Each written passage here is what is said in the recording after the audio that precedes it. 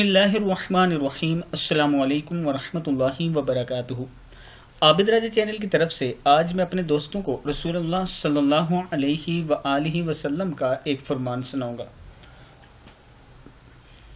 کہ کون سی مخلوق کو کون سے دن پیدا کیا گیا۔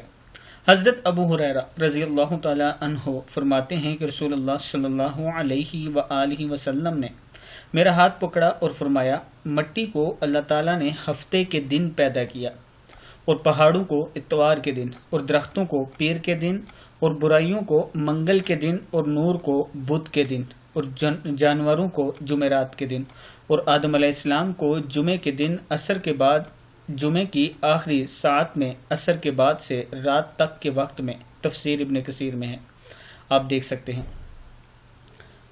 آپ دوستوں نے اس ویڈیو کو آگے ضرور شیئر کرنا ہے، اور جو لوگ آن لائن کلاسز لینا چاہتے ہیں، تجوید کی، قرآن پاک پڑھنا چاہتے ہیں، یہ میرا واٹس ایپ نمبر ہے، آپ مجھ سے رابطہ کر سکتے ہیں۔ السلام علیکم ورحمۃ اللہ وبرکاتہ۔